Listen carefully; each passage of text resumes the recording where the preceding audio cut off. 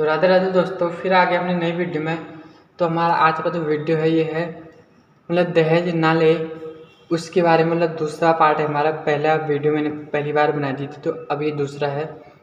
तो जो मैंने उसमें बोला था वो यही बोला था कि दहेज लेने का सही है या गलत है। मैंने पिछले वीडियो में जैसे बताया था कि लोग लाखों रुपए लेते हैं और दहेज के लिए बाइक लेते हैं, कार लेते हैं। जो जिसकी जो क्षमता रहती है वो देता है। सामने वाला उसका हाल उसके पास पैसे हो या चाहे ना हो, उससे लड़के वाले को फ़र्क नहीं पड़ता। और सबसे ज़्यादा लड़के वाले के पास खर्चा ज़्यादा होता है कि उसको इतना पैसे दे। हालांकि मैं जो पिछले वीडियो में बात बताया था, किसी ने 11 लाख रुपये लिए थे शादी करने के लिए। बहुत ऐसे लोग होते हैं जो गाड़ी देते हैं, फिर भी 1-2 साल बाद उनकी जो है तलाक हो जाता है या कुछ लड़ाई झगड़ा हो जाता है। तो ऐसे ही ना जाने एक नहीं, अपने भारत देश की बात बता रहा हूँ। ऐसे हर एक दिन में कितने हज़ारों केस होते हैं, हर एक दिन में कितने हज़ारों केस। तो आप लोग समझ सकते हो, जैसे अपनी भारत की अभी टोटल जनसंख्या 145 करोड़ पहुंच गई, तो उसमें से डेली कुछ हज़ारों केस डेली होते हैं। कोई भी देश में हो, मैं उसका देश का नाम नहीं लेना चाहता, या कोई भी राज्य में उसमें राज्य का नाम नहीं लेना चाहता, लेकिन हर डेली होते हैं ये केस, या फिक्स है।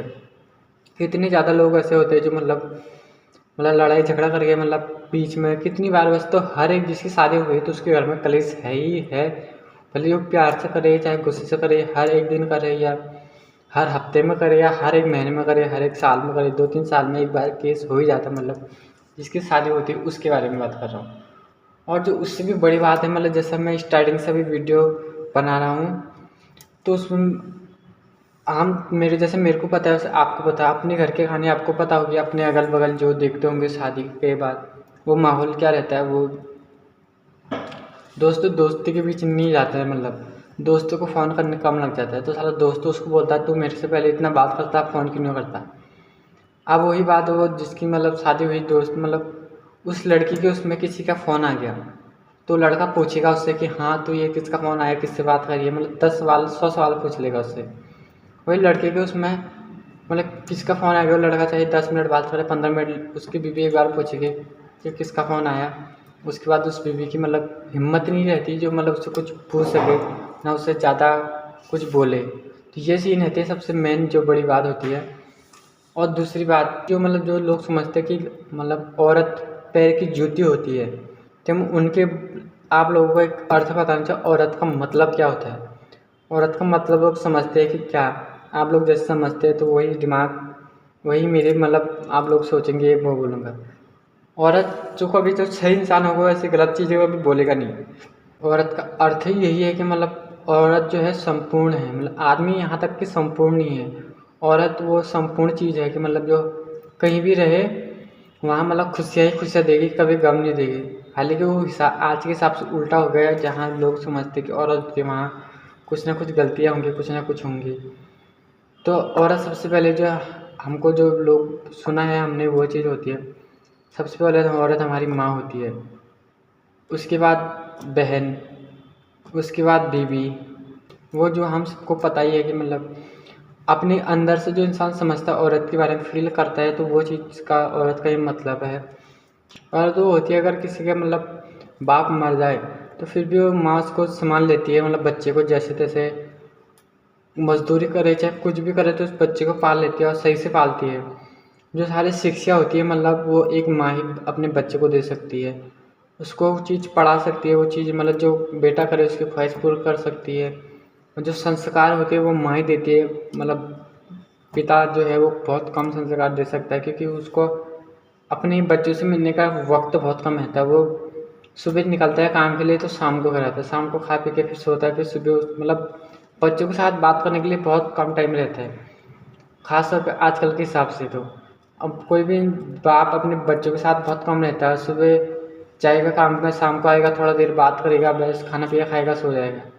तो वो चीज़ कम रहती है। तो बच्चे हमेशा माँ के साथ ज़्यादा रहते, तो इसलिए बोलते हैं कभी भी सब कुछ रूठे, कभी माँ बाप बच्चे की ज़िंदगी से दूर नहीं होना चाहिए। ख़ास तौर पे माँ, अगर माँ जिसकी माँ नहीं है तो उसको मेरी बात समझ में आएगी, मैं चूँकि क्या बोल रहा हूँ। जिसके पास है उसको तो कुछ समझ में नहीं आएगी, ये सच बात है। जिसके पास नहीं होगा कसम से वो इन बातों को सुन के उसकी आँखें भर आएगी, क्योंकि माँ ही वो चीज़ है जो हमें हर चीज़ से बचा सकती है। पिता ऐसा नहीं कि नहीं कर सकता, लेकिन बहुत कम कर सकता है। हालांकि बाप जो है वह माँ से ज़्यादा पैसे कमा सकता है, लेकिन सही से पालन नहीं कर सकता है। ये जब औरत एक शादी करके दूसरों के घर जाती है, उसे वहाँ के मतलब रीति रिवाज जो होते हैं समझने पड़ते हैं। कोई लड़के इस साइड किया तो उसे दूसरे के घर जाके सुबह सुबह उठ के काम करना पड़ता है। ये सबसे बड़ी बात होती है। नई दुल्हन की बात कर रहा हूँ मैं। तो वहाँ सुबह जाके सबके लिए चाय बनाई, नाश्ता बनाए, सबको पानी पीने जो है मतलब बहुत कुछ दिया। तो मतलब एक सोच लो कि कहीं मैं एक लड़का हूँ, मैं कहीं नई जगह अगर काम करने के लिए जाऊँ, तो मेरे को मतलब 1 महीने तक वहाँ के जो स्टाफ लोग होते हैं मतलब उनसे घुलने मिलने में 1 महीना लग जाता है। तो नई लड़की जब जाती है शादी करके मतलब घर में, हालांकि स्टाफ नहीं बोल सकता, मैं उनको परिवार बोल सकता हूँ, उसके जो मतलब परिवार लगते हैं उन सबके सामने मतलब कुछ सही से रहना पड़ता है। या मैं अपने स्टाफ में किसी को मतलब कुछ भी बोल सकते हो, पहले दिन जाके किसी के साथ झगड़ा कर सकता हूँ। वो मतलब मेरे से एकदम खुंदस में रहेगा कि इसको मतलब यार कैसा इंसान है, इसको जल्दी से जल्दी ऐसे निकालो। तो वही उस लड़के अगर उस परिवार में जाए तो किसी से नहीं बोल सकता। अगर कोई उसे कुछ बोल भी दे तो उसको सुनना पड़ेगा। उसको पता है कि मैं नई आई हूँ यहाँ, और यहाँ मेरे से आके मतलब ऐसे कितना जाने कितने लड़कियों के साथ होता है जो मतलब शादी करके अगले दिन मतलब झगड़ा हो जाता है उनके वहाँ परिवार में। तो यार वो समझते हैं कि किसकी बेटी है, इसने इसकी माँ ने इसको संस्कार नहीं दिए, कैसे मतलब हमारी भी शादी हुई, हमने भी वो चीज़ सहन किया।